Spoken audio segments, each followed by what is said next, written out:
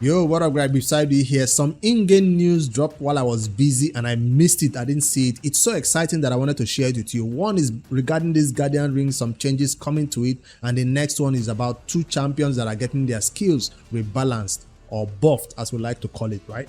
So the first one about this Guardian Ring, if you know anything about Raid, in the beginning it was just the sparring pits with only champions you can put in. So now they added faction guardians, empowerment, unbinding, and token trader. Every player in Raid totally ignored these unbinding champions and token trader because it was not the best way to spend your resources or to spend your champions that you got from shards, right? Instead, we decided to fill up our faction guardians first of all as the first priority. The next priority, we decided to do empowerments of both epics and legendaries, +1 all the way to +4. And then finally, you can maybe decide to use the token trader or unbind the champions and use the resources in the token trader.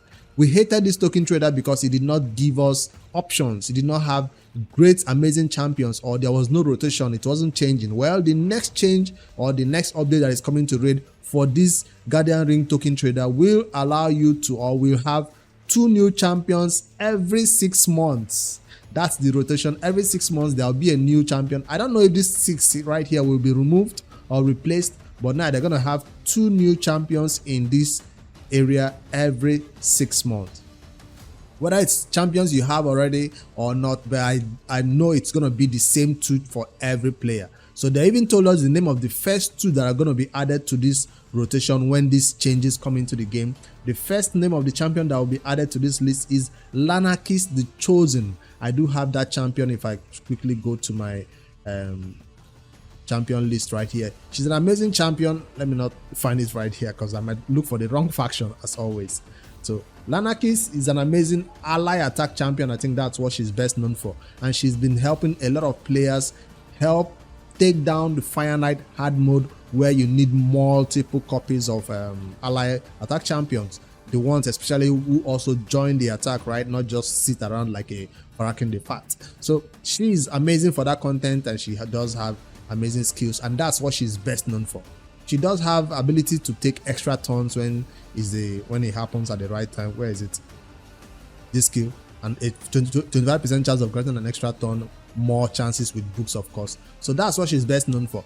Will this be a champion I want multiple copies of her? Definitely yes. You might need a second copy of her to finally get down the Fire Knight hard mode. But is it a champion I want to +1, +2, +3, +4? Hell no. Those type of roles are best reserved for damage dealers or crazy support champions. It's not for ally attack champions to have +3, +4, especially the legendary like her. So your purpose of getting her from these new upcoming changes for the token and trader will not be to +1 her. It might be for faction guardians purposes. It might be to get 2 different copies for her if you use her outside the Fire Knight or one in the Fire Knight. Different reasons, or you just want to take down Fire Knight hard. She helps for that content. So that's the first one that they are releasing. The next one is gonna be also a PvE focused champion who was recently buffed or rebalanced. His name is Noble. Noble is one that I also own. Why did I close that? He's also one that in Raid nobody liked until after his buff. Now they are seeing that he might be amazing damage dealer. In what content though? I've not seen any content creator talk or hype him up recently after his buff or use him in a crazy content. We still regard him as the best use for making your ninja have a +1. Because there are some champions who don't have a champion who ascends them or gives them a +1, but Noble is used to feed into ninja basically. So if I go into this Guardian Ring, go to the empowerment and select ninja, you see the champion that empowers ninja is Noble. If I click ninja, see Noble comes up. That's what he was best used for in Raid Shadow Legends. So, but you don't want to do this. Take note, you do not want to do this. This champion is now a little bit good. I'll say he's better than he was years ago, when anybody who gets him just used to +1 or to feed into ninja. But right now, it seems like he's gonna have a place where he's useful. But for them to add him as the second champion to this first time they are launching this content, it might seem like a slap on players' face, because he's been known in Raid as a meme. Like, so bad. So for them to add him to the list is kind of like they want to see what the players will say about him. But I'm not saying his skills are bad. I'm not saying his buff that they did to him did not change him in the meta. I'm just waiting to see him being more used in raid these days than he was before. If you have a ninja and you want your ninja to do better, multiple copies of Noble is what you use to make a ninja +4. Is a ninja even worth being +4? Where he performs his duty just fine as a +0 as he is right now? I don't know. But anyways, if you want a first copy or second copy, or for faction war purposes to get a Noble, that's when it will happen. The first rotation will have Lanakis the Chosen and Noble. So you will have to wait another 6 months before we have an opportunity to, look for a different champion right here. So when those champions come up in the token trader, once you buy them, you cannot buy multiple copies of them again and again. No, you have to wait. Once you buy them once, you have to wait until 6 months time when the rotation resets and a fresh batch of champions will come up. Hopefully they won't repeat those 2 champions. I don't think they will. It will definitely reset. So that's the first 2 champions they talked about. And let me know which ones you'll be going for, or do you still think that change they're making right now to the token trader is not enough for you to begin to unbind champion? Because remember, before you can buy any champion for the token trader, it costs 3,000. They did also give the price that ninja, what's his name now, Noble and Lanakis will cost 3,000 of these tokens each. They gave us this 500 for free when this content was launched. That's the only 500 a lot of players still have. Nobody, I repeat, nobody should go here and start unbinding champions right here for 500 more points, except your faction guardians is full, except you have that champion at maximum +4, and then you don't need multiple copies of that champion. That's the real reason why nobody unbinds this. But maybe one day they'll put in a crazy legendary champion in there, because remember, it's a 6 months rotation, which personally I think is a long time to wait for those 2 champions to reset. But 6 months might be enough time for you to get a bunch of trash legendaries that you want to unbind. Maybe that's the reason behind it. If they make it a 3 months time, 2 months time, it might even inspire people to want to unbind champions. But 6 months is a long time, and I don't think anybody will care for that. You might even forget that those 2 champions are in there for the entire 6 months until it's about to get reset. So good change, good improvement coming to the token trader, but still not enough reason for me to go in there and use it. I still prefer to do faction guardians empowerment, and then if you're super end game, you have all the +4 faction guardians full, then you can begin to do all these crazy things right here. People even prefer to have 3 copies of one particular legendary champion. Like I have 4 copies of Molly Tankard sitting right here. No one will be unbinded, and definitely not going to be buying 5th copy of her from this shop. So maybe they also reset this entire shop and not just add 2. We should have a full batch of 5, 6, 8 champions in this list right here, not just 2 added to this already existing one that nobody is buying. All right, that's the first change that is coming to raid. When will this change be launched in the game? Probably in the next raid update, but they didn't say a date or anything. The next, I think there should be a date. Let me quickly scroll down and find if they talked about a date. No, I don't see a date, but you expect all these changes to come up in the next raid updates as usual. The next champion, the next news that dropped is about 2 champions that are getting their skills rebalanced, and one of them is one that was very helpful to me in the early game from the Skinwalkers faction. His name is Warchief. There's some content in Doom Tower where I could not just get through them, those CP, without provoking all the champions in the waves, and there's some content where you don't have AoE provoke available for you, or even if you have AoE provoke, he comes in there and places that provoke for 3 entire turns. That's the main thing I use this champion for, Warchief, and he was awesome with that content. He doesn't do AoE provoke, but that one champion he provokes will have that provoke for 3 entire turns. He steals 2 random buffs from them, so if they might have block debuff buff or something, he steals it from them, places the provoke. It's amazing, this skill, I'm telling you. He's gonna put that buff on himself. So while this provoke is on a 3-turn cooldown, booked up to a 2-turn cooldown, it feels like it's gonna be happening every time. It's always stealing, always provoking, so you need accuracy on this champion. I think I have a champion guide on him. So what is being changed about him? I looked at his kit. Players in raid don't use him. There are some times in the early time when Hydra launched, people were using him to provoke that head that always needs to be provoked. But besides that, he does have a passive that reflects the damage back. So that was another use case for him also. Back then in the arena, if Rotos goes in for the nuke, Roto kills himself. If this champion is in the team and you're trying to nuke him with a big amount of nuke, you will end up, the damage dealer in the enemy team will end up going down, because that's reflecting 60% of the damage taken by the attacker. Defense increases by 15% for each dead ally. So he just sends all the damage they are bringing in back to them, and it usually takes down a Rotos or somebody who is trying to do 200k damage. They just take 60% of that damage and they can't stand it, right? So that was what he was best known for, that provoke and this skill. Does the A1 do anything awesome too? Yes, also a provoke. Would you like to know your place of provoke? I didn't know the A1 had a provoke. I was so focused on this A3 that I enjoyed so much. So what is being changed about Warchief? What should make him now more better and be more, like meta, if I may say?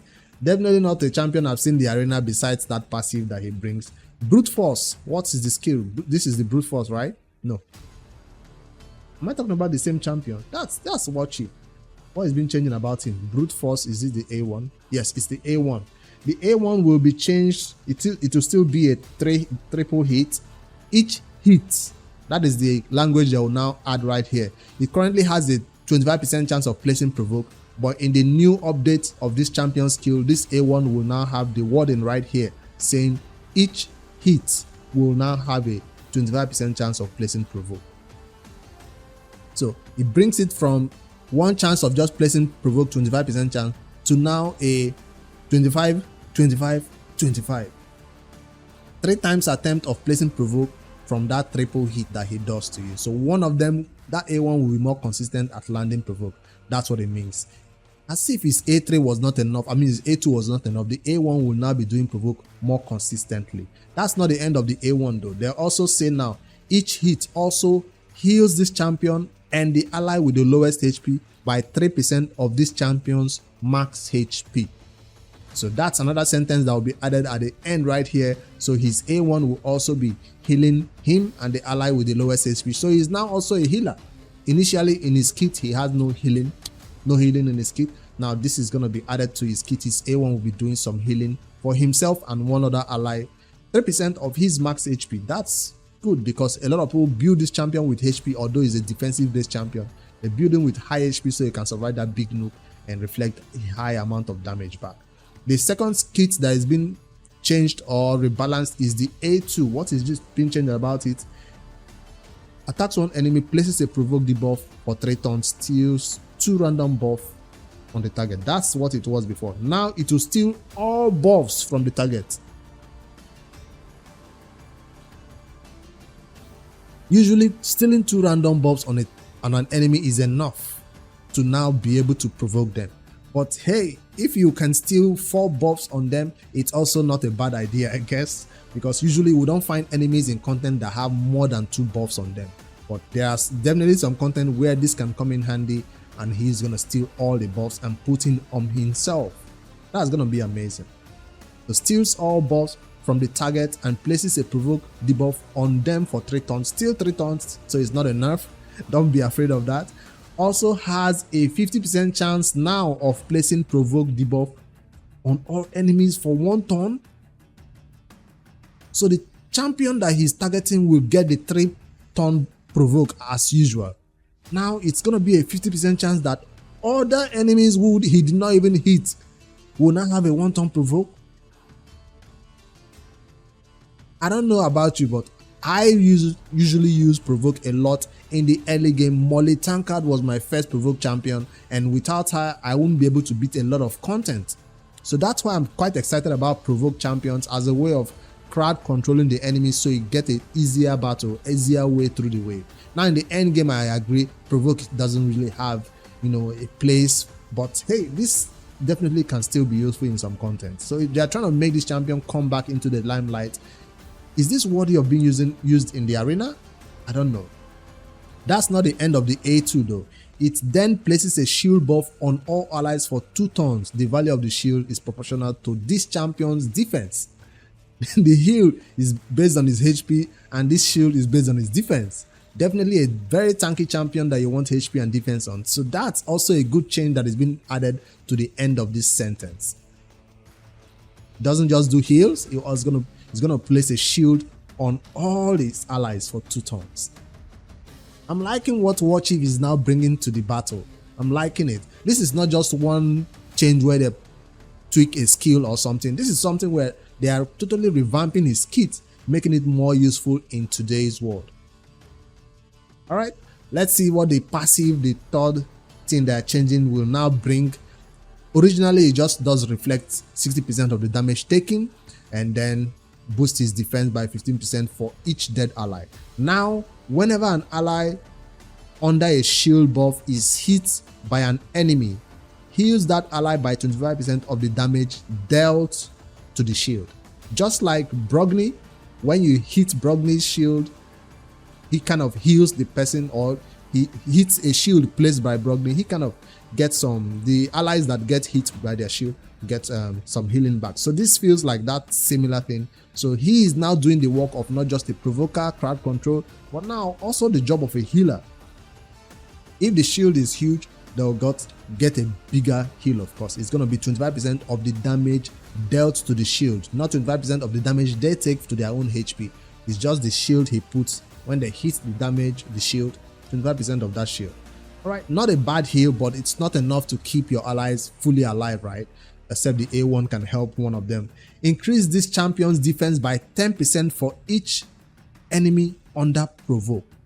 So it's no longer be a flat 50% defense when an ally dies. They're going to remove that part of the sentence entirely. They're also removing the reflect 60% damage taken to the attacker. Let's scroll down further. No. That's one of the things why I would like this champion. They are taking away this entire sentence. This entire passive is changing. The first thing is that heal from the shield. The second thing is 10% increase this champion's defense, his own defense, by 10% for each enemy under provoke. So if there are 4 enemies under provoke, he's gonna get a 40% defense, which will make him even place more bigger shield. Remember, this passive doesn't have a cooldown.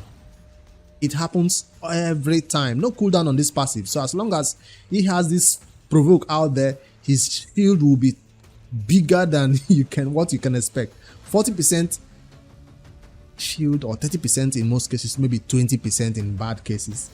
It's gonna be, including his already bigger defense, will be amazing. But I don't like the fact that they removed the 60% reflect damage taken. Why then just add this to the bottom? I was hyping this kit already. I really enjoy this part of this skill. Most people don't use it. Yes, I know they don't use him because of this reflect damage, but it's kind of good. Sometimes when you face this Warchief in Doom Tower, you hit him, you're dying. You're hitting him, you're dying. You're like, what is happening? It's because you're hitting a Warchief. In Doom Tower, he has not just 1 copy. Sometimes you find him 2 copies of Warchief in some waves. So I guess you will not have a problem with that wave anymore once they remove this 60% reflect damage from his hit. Instead, it will now increase this champion defense by 5% for each enemy not under provoke. So whether you provoke them, is a 10%. If you don't provoke them, it's going to be a 5%. So they didn't really remove this 15% increased defense. It's the reflect damage that was removed. Anyways, that's Warchief. I think this is a little slight nerf to his kit. Instead, they want him to be used maybe in certain areas where this reflect damage is not being helpful, I guess. So this is the only damage contribution he normally brings to the team. So I don't like that they take that out, but I like that his kit was changed. They should have left that in place. I don't know how players in Raid will take this. Do you think that's a nerf, slight nerf, or do you appreciate the entire change that was done to his A1 and A2, and you don't even care about this 60% reflect damage that was removed, that will soon be removed when the changes is in effect in the game? All right, the next champion that will have No, he also have a aura now. One more thing. Okay, they are adding an increased accuracy aura in all battles by 60 to his, so he will have an aura added to his kit right here. A legendary that has no aura, it feels weird, right? Anyways, Gurgoh the Augur is another one that is going to be rebalanced, and that's going to be from the Ogrin tribes. One champion I do not have is a Void champion, and is best known in Raid Shadow Legends in the arena as a champion that will remove all your buffs and freeze you. I hate this champion.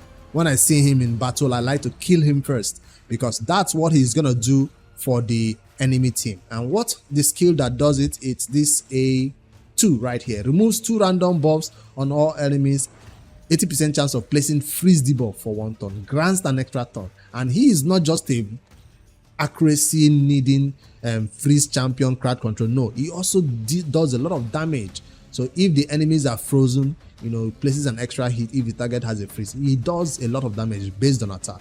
So what is being changed about him, it now says it will remove all buffs. Originally it's just a, you know, remove 2 random buffs. Now this skill A2 will remove all buffs. That's what is being changed about this Bone Chiller skill. And then the A3 called Avalanche that attacks one enemy will now attack all enemies. Okay, hopefully they remove the fact that it gets an extra hit, since it's no longer a one enemy target hit. Now I don't think they'll still have the extra hit in it. It still does have the extra hit. It will also now place a 60% decreased defense debuff on all enemies for 2 turns. This is an extra hit if the target is under freeze, so he will still place that extra hit. So it's the AoE that hits twice. Hopefully the multiplier won't be reduced. There's one more thing that is being changed about this skill. You see that it's on a 6-turn cooldown. When you spend books on it, it becomes a 3-turn cooldown, right? I mean, when you spend books, it becomes a 5-turn cooldown. They're gonna change that now. It will be a 5-turn cooldown without books. When you spend books on it, it will most likely be a 4-turn cooldown. That's a good change to this kit. So he's gonna be a little bit more useful. It's not one of these kits that use skills that are used once and never available again for you to use. Because of the AoE decreased defense on a 4-turn cooldown, I guess they wanted him to be using that a lot more often. Besides, this skill already grants an extra turn if the enemies are under freeze, right? No, it's an extra hit, not an extra turn. All right, it's different. So it's still gonna be a 4-turn cooldown after you book it when his kit is new and all in the game now. All right, there's one more thing that has been changed. His passive called Frost Embraced. This passive has a 50% chance of placing freeze debuff on the attacker for 1 turn if this champion loses more than 20% of their max HP in 1 hit. So if you try to go nuke him initially, he has a small chance of freezing you, 20% chance of freezing you, right? No, a 50% chance of freezing you if he loses 20% of his HP. They are changing that to say when hit by an enemy, has a 30% chance of placing freeze debuff on the attacker for 1 turn.